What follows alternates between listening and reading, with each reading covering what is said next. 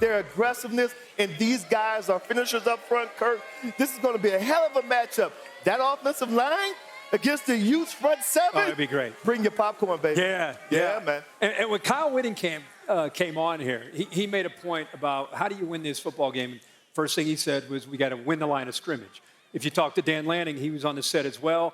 He talks about the line of scrimmage. So this is a game that's going to be decided up front, not just with the offensive line, but I think especially for both teams and their defensive line. I'm going to start with Oregon's defensive line and Brandon Dorless, number 3. This is goal line against Washington. See how he's able to slip a gap, use his hands. He's got tremendous quickness for his size. The Utes will have to account for him.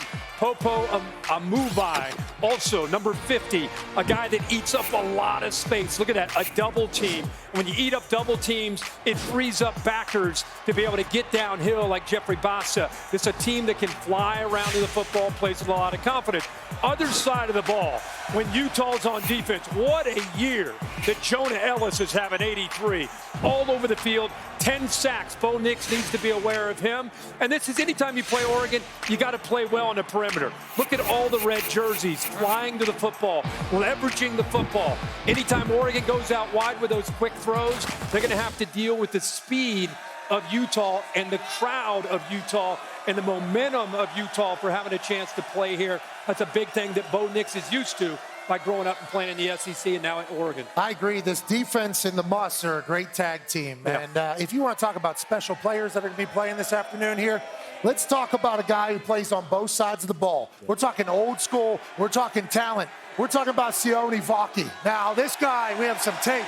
You heard this place pop. Was a safety. JaQuindon Jackson, starting running back, though, needed a little bit of relief. Well, let's create a player on NCAA. Let's take a safety that could be running back. Rushed for 158 yards against Cal, 68 last week against USC. He breaks tackles, he runs hard, and he finishes runs like an absolute dog. This team loves the tone that he sets. Well, he can't catch the ball, can he? He's a safety, right? Wrong. One for over 100 and a ton last week against USC. Playing on both sides of the ball. We talk about Travis Hunter. We talk about old school football. Let's talk about cutting on a dime.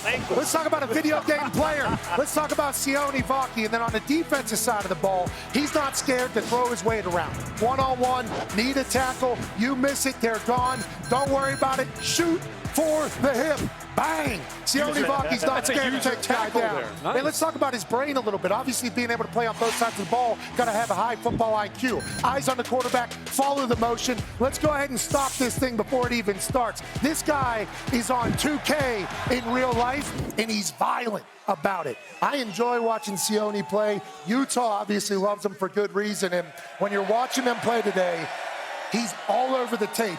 And that's a good thing, obviously, for college football. He's like 9 yards a touch or so. Hey, don't worry, we're going to have you covered soon on that creative player thing. Hint, hint. Who you got in this game? I think Kirk touched on the key matchup. Oregon's rush defense against Utah's rush offense. Utah's rush offense, 564 yards on the ground the last 2 games. Oregon hasn't really faced great rushing teams.